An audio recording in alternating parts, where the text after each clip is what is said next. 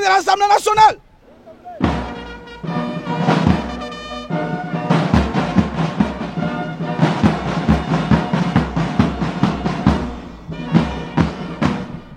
Monsieur le Président de l'Assemblée nationale, honorable, les détachements d'honneur est rangé pour vous accueillir et vous rendre les honneurs à l'occasion de l'ouverture solennelle de la session ordinaire de l'Assemblée nationale et du Sénat. Je vous invite à passer le détachement en revue. Les commandants de détachement, les commissaires supérieurs adjoints, Pombo, Mandala, Pépé.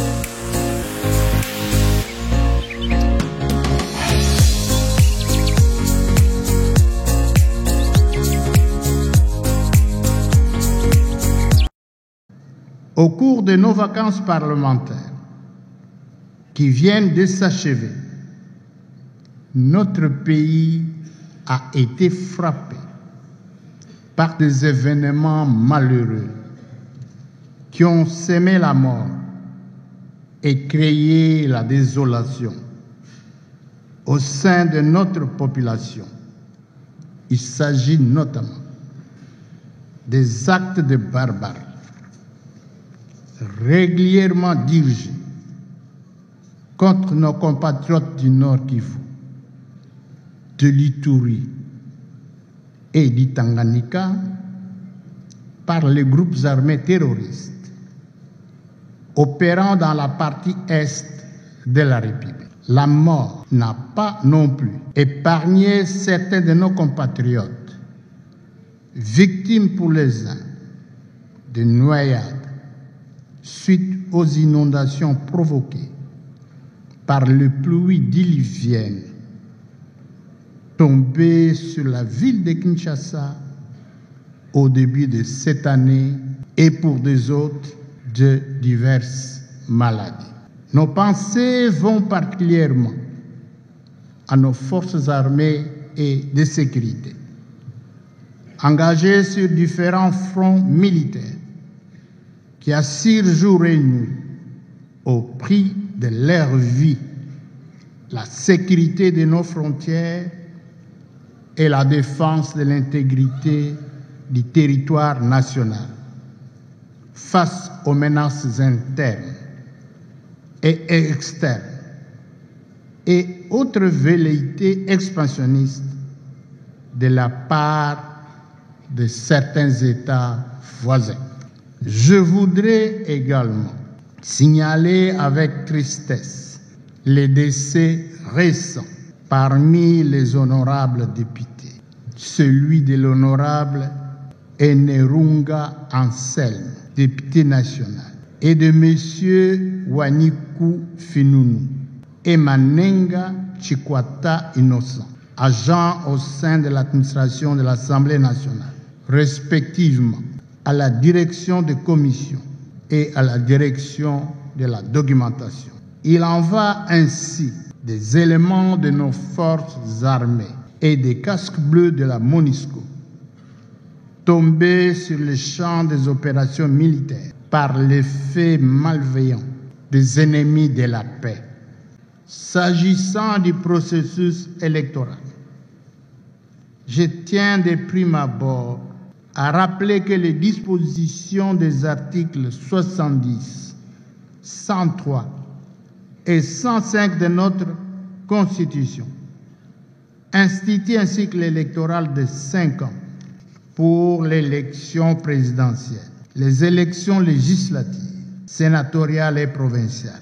En application de ces dispositions, il est prévu l'organisation des élections générales en date du 20 décembre 2023, suivant les calendriers publiés par la CENI.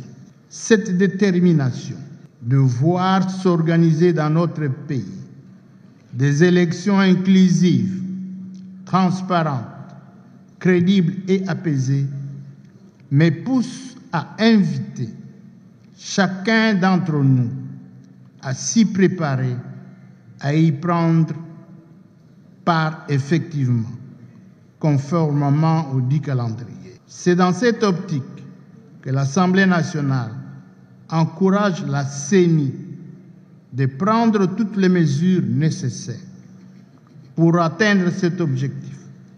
Cependant, la sincérité du scrutin exige aussi que chacun des compétiteurs dispose de témoins et que des observateurs nationaux et internationaux s'impliquent en vue de s'assurer du bon déroulement du processus électoral.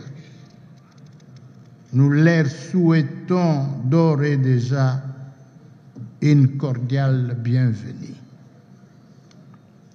Il est très encourageant de constater les efforts déployés par chacun de nous dans le sens de la mobilisation de nos populations pour une participation massive aux opérations d'actualisation du fichier électoral, tout en saluant le travail déjà abattu et dont les résultats sont probants.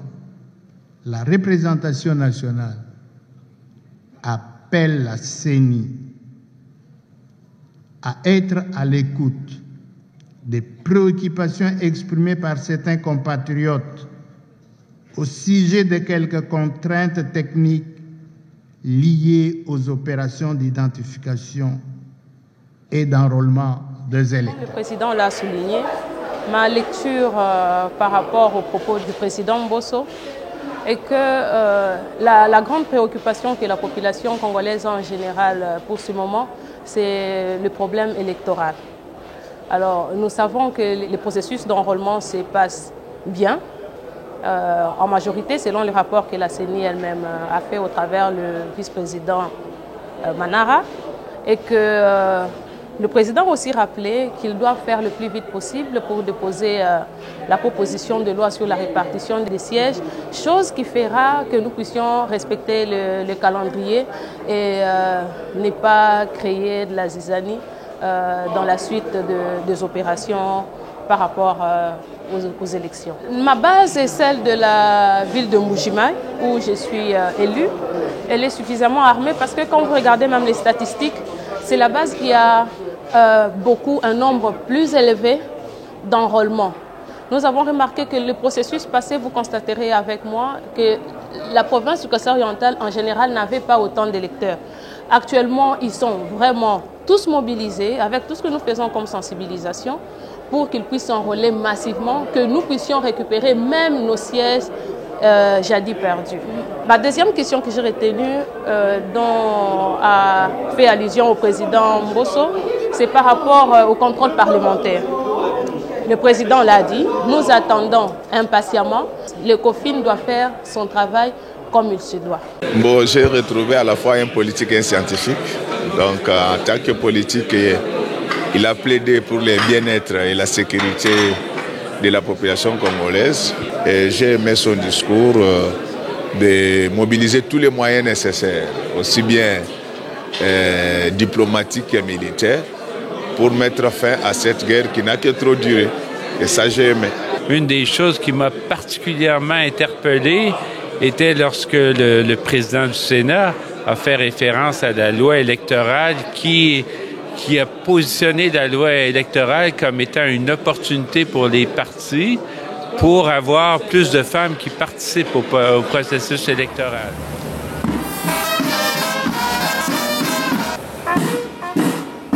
Bongo, Mandala, Pepe.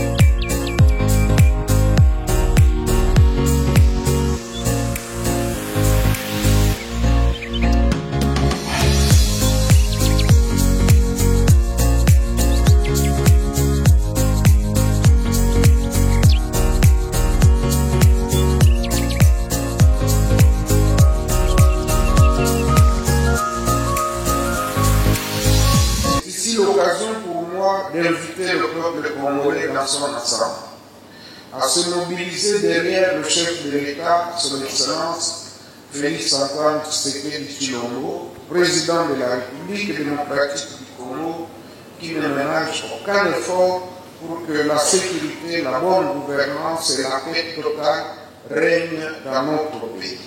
C'est dans cette même note que s'inscrit ma récente mission parlementaire en Belgique et au Grand-Duché du Luxembourg, où j'ai exhorté mes hôtes de hausser le ton pour exiger du Rwanda, à toutes les voies possibles, de cesser les opérations macabres qu'il mène sur le territoire congolais.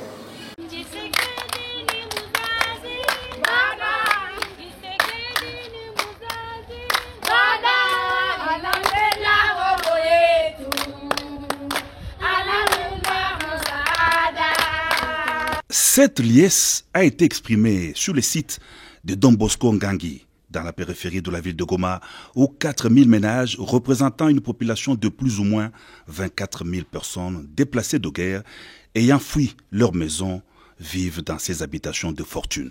Dans le cadre du partenariat RDC-Émirats Arabes Unis, les opérations de distribution de l'aide humanitaire dont du président de la République Félix Antoine Tshisekedi Tshilombo et de son Altesse royale Mohamed Ben Zayed Al Nahyan se poursuivent au Nord Kivu au bénéfice des déplacés de la guerre d'agression du Rwanda et du M23 dans l'est de la RDC. À Don Bosco, les 4000 ménages ont été tous servis à leur grande satisfaction. Niko déplacé Mukaya Don Bosco. Moi, je suis une déplacée dans ces camps de Don Bosco. Je viens de Bunagana. Je rends grâce à Dieu pour ces dons, une aide suffisante. Chaque déplacé a eu sa part suffisante. Tous les 4000 ménages ont été servis.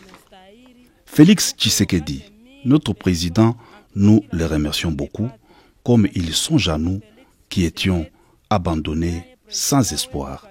Nous sommes derrière lui, nous le soutenons, que Dieu le bénisse. Je suis déplacé provenant de Kibumba. Je suis vraiment heureux de recevoir les vivres provenant de l'amitié entre RDC et les Émirats. Vraiment, c'est à nous la joie de recevoir ces vivres parce que nous étions vraiment affamés. Il y avait des risques, mais nous sommes ici étant contents parce que nous voulons recevoir les vivres. Je viens de Kiwanja. Ces jours-ci, je suis une déplacée à Goma. Vraiment, je remercie beaucoup Papa Tshisekedi Tshilombo pour tout ce qu'il fait pour nous.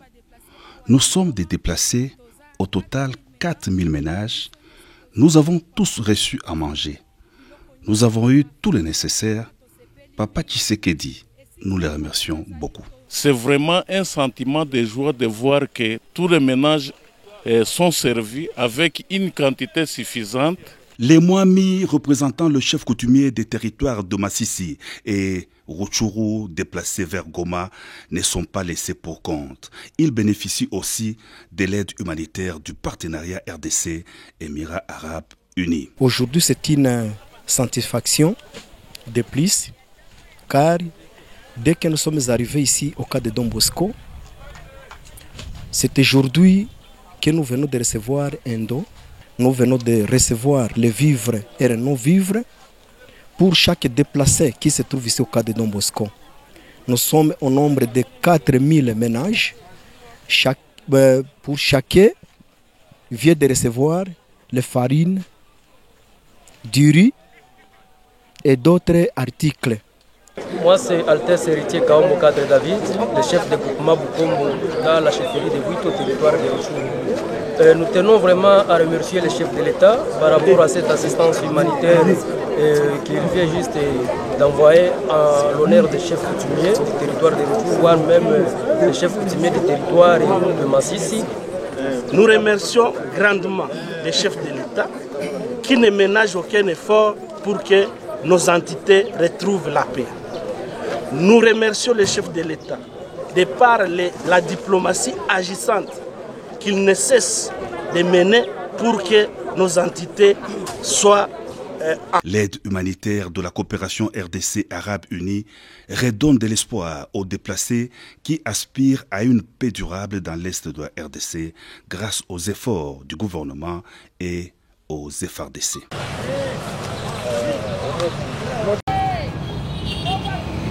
La République démocratique du Congo entretient le partenariat mutuellement avantageux avec différentes organisations internationales et différents pays à travers le monde sous la houlette du président de la République Félix Antoine Tshisekedi Tshilombo. C'est dans les malheurs que l'on reconnaît ses vrais amis, dit-on. Des partenaires de la RDC volent au secours des populations déplacées de guerre à répétition dans l'est du territoire national. Avec le concours des Émirats Arabes Unis, la présidence de la République achemine des tonnes de vivres et non-vivres à Goma pour faire face à la famine des déplacés et la crise humanitaire créée par le Rwanda par l'entremise du groupe armé terroriste M23 dans le Nord Kivu.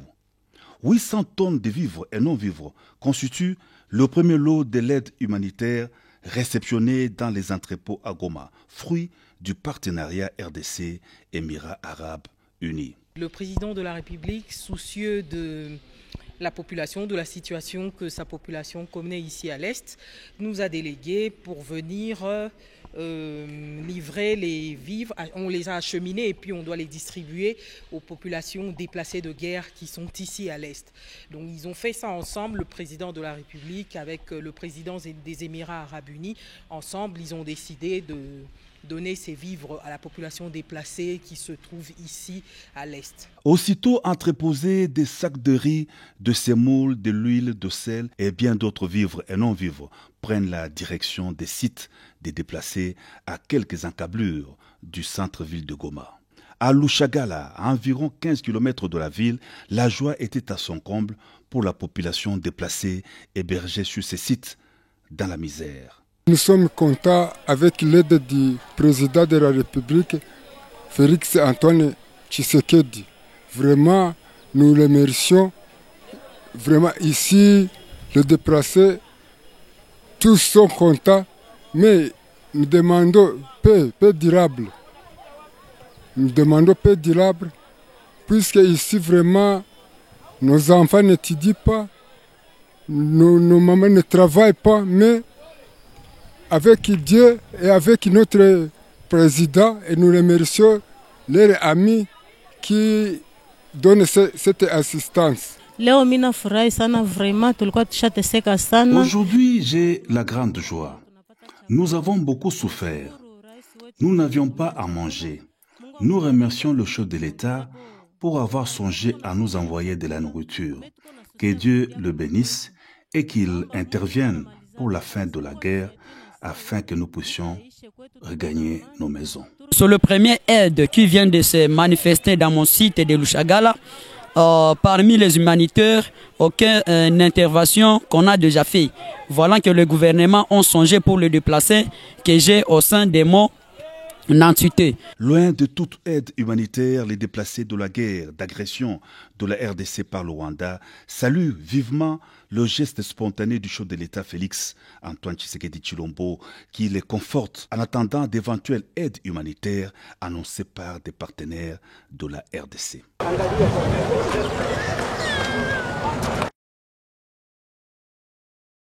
Plus de 425 ménages constitués de déplacés internes ayant fui les affrontements entre le FARDC et le M23 ont bénéficié d'une assistance en vivres. Ceci dans le cadre de la coopération entre la République démocratique du Congo et les Émirats Arabes Unis.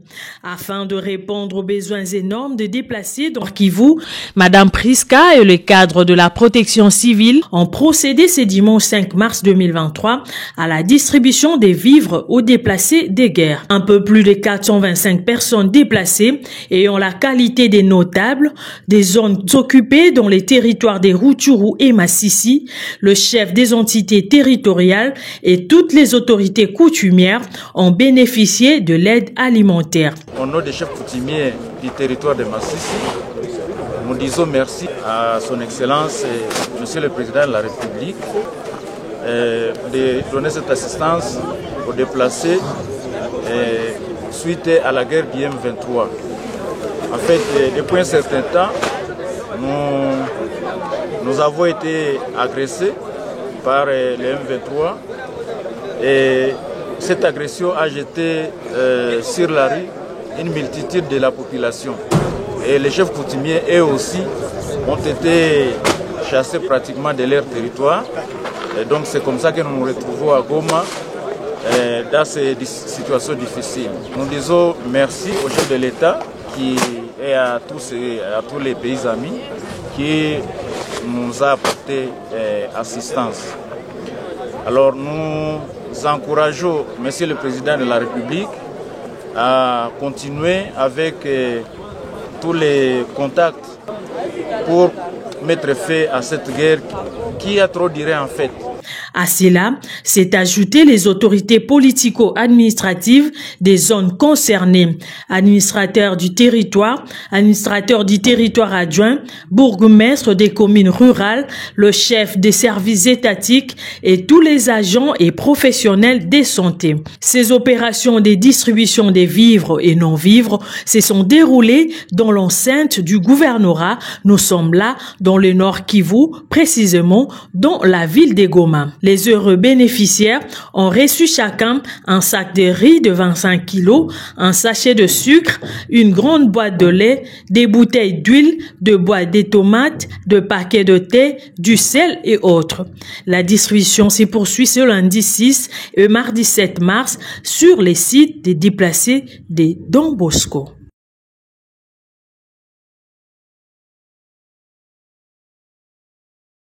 C'est dans la province du Lualaba que la très distinguée première dame de la République démocratique du Congo, Denise Nyakeru Tshisekedi, a célébré la journée du 8 mars consacrée à la journée mondiale dédiée aux droits des femmes.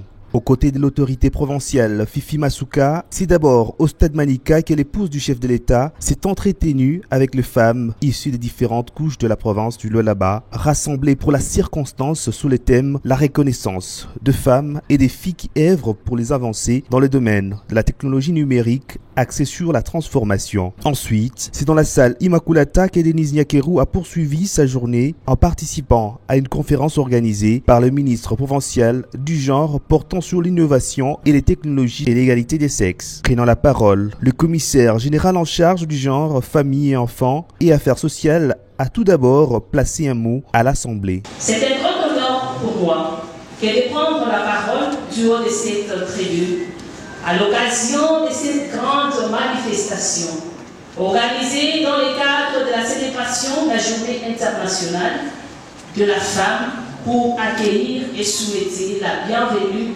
la plus cordiale à tous ceux et toutes celles qui ont rehaussé de leur présence à la manifestation de ces jours. La présence de chacun de vous à cette célébration témoigne de l'intérêt que vous accordez à la promotion et à la protection des droits fondamentaux de la femme dans la perspective de l'égalité du genre. Avant toute chose, permettez-moi d'exprimer ma gratitude et ma plus haute considération à l'égard de son Excellence, Monsieur le Président de la République, chef de l'État, son Excellence Félix Antoine Tshisekedi Tshilombo, dont la vision et la volonté politique constituent une base inébranlable d'un engagement indéniable en faveur de la promotion et de protection du leadership féminin, ainsi que les droits fondamentaux des femmes en République démocratique du Congo. Je voudrais ici souhaiter une très chaleureuse bienvenue à la très distinguée première dame de la République démocratique du Congo, Mama Denise Nyakeru Tshisekedi, qui a honoré les femmes de la province du Lualaba en décidant de venir célébrer cette journée avec nous. Merci pour une spéciale à cette célébration et sa visite restera marquée en lettres d'or dans les annales de l'histoire de notre province. J'invite donc toute l'assistance à saluer sa présence par des acclamations et des cris.